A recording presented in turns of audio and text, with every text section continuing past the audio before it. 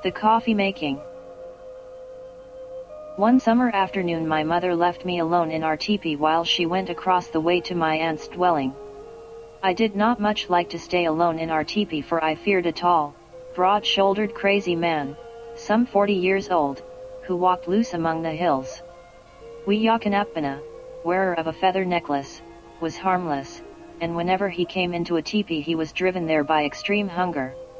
He went nude except for the half of a red blanket he girdled around his waist. In one tawny arm he used to carry a heavy bunch of wild sunflowers that he gathered in his aimless ramblings. His black hair was matted by the winds, and scorched into a dry red by the constant summer sun. As he took great strides, placing one brown bare foot directly in front of the other, he swung his long lean arm to and fro. Frequently he paused in his walk and gazed far backward, shading his eyes with his hand. He was under the belief that an evil spirit was haunting his steps. This was what my mother told me once, when I sneered at such a silly big man. I was brave when my mother was nearby, and Weeyakanapana walking farther and farther away. Pity the man, my child. I knew him when he was a brave and handsome youth.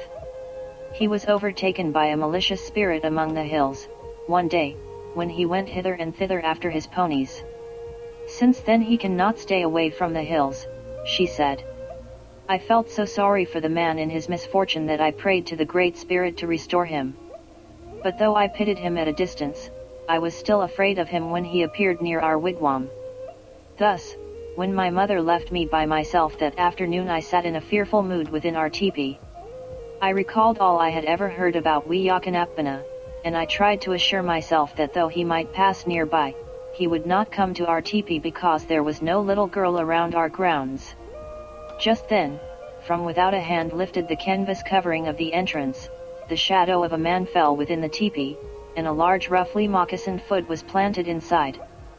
For a moment I did not dare to breathe or stir, for I thought that could be no other than Weeyakanapana. The next instant I sighed aloud in relief.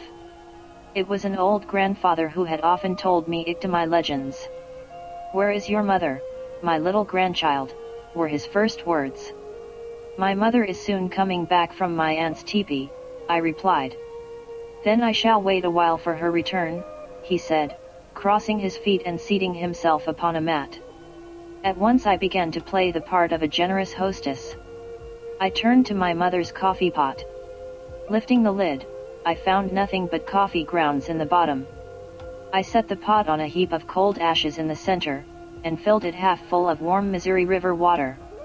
During this performance I felt conscious of being watched. Then breaking off a small piece of our unleavened bread, I placed it in a bowl.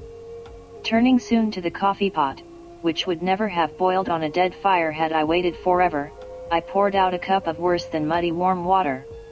Carrying the bowl in one hand and cup in the other, I handed the light luncheon to the old warrior. I offered them to him with the air of bestowing generous hospitality. How, he said, and placed the dishes on the ground in front of his crossed feet. He nibbled at the bread and sipped from the cup. I sat back against a pole watching him. I was proud to have succeeded so well in serving refreshments to a guest all by myself. Before the old warrior had finished eating, my mother entered. Immediately she wondered where I had found coffee, for she knew I had never made any, and that she had left the coffee pot empty. Answering the question in my mother's eyes, the warrior remarked, "My granddaughter made coffee on a heap of dead ashes, and served me the moment I came." They both laughed, and mother said, "Wait a little longer, and I shall build a fire." She meant to make some real coffee. But neither she nor the warrior, whom the law of our custom had compelled to partake of my insipid hospitality, said anything to embarrass me. They treated my best judgment, poor as it was, with the utmost respect. It was not till long years afterward that I learned how ridiculous a thing I had done.